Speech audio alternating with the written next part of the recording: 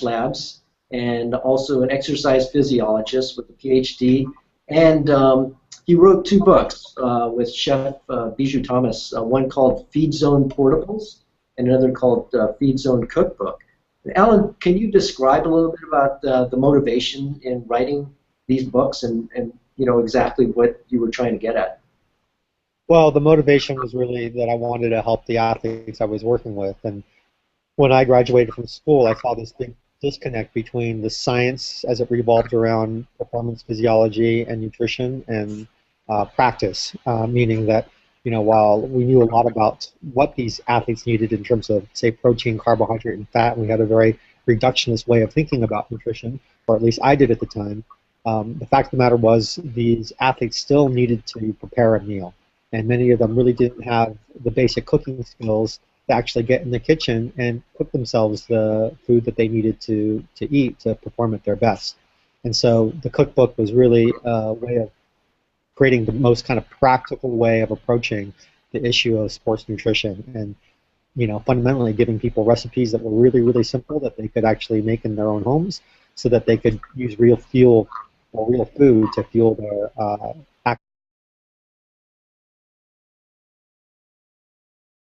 most of the athletes that I worked with in the past, they were always on the road. We were always traveling. We were always kind of mobile. And so a lot of the prepackaged foods were a matter of convenience. At the same time, this whole entire sports nutrition world marketed these prepackaged foods as better for you, as performance enhancing. And what we started to find was that while it was convenient, and while we were actually part of that whole kind of marketing of these products, the fact of the matter was we cooked from scratch. Whenever we used real food and we prepared it fresh instead of using prepackaged food, the athletes always felt and performed better. While that might all be anecdotal, it was something that became kind of a really, really, kind of firm rule amongst the athletes that I worked with. And so, more and more we started finding ourselves drifting away from all the prepackaged foods and a lot of the, recovery drinks and all these type of products with a lot of excess ingredients and shifting towards just preparing the meals ourselves.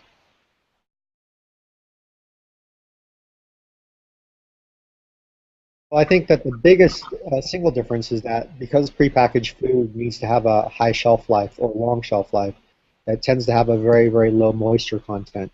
The water content in a prepackaged bar is probably in the range of 2 to maybe about 5%. When you cook something from scratch, whether it's a rice cake or a muffin or even a chocolate chip cookie, you're going to be looking at moisture contents that range from about 50 to 70%. As a result, that real food is a lot easier to eat, and it results in less GI distress. So probably the biggest problem that we saw with all the prepackaged food was that athletes would complain of stomach upset and stomach problems when they were competing and post-event.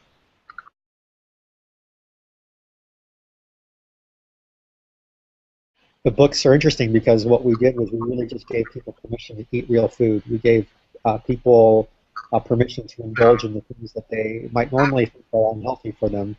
So for example, you take you take a chocolate chip cookie, which a lot of people aren't necessarily going to equate with sports performance, but when you look at that cookie in terms of its taste, in terms of its function, in terms of its nutritional value, it's probably on par with most energy bars on the market. And so if you happen to love chocolate chip cookies, hey, take a chocolate chip cookie out with you on your next bike ride instead of having to worry about a specific bar for that occasion.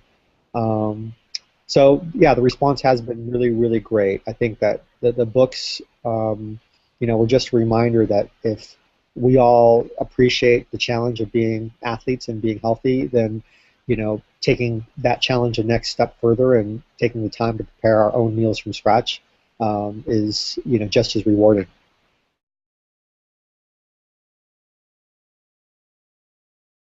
For those who aren't sensitive to milk sugar, it tends to be something that you see quite a bit.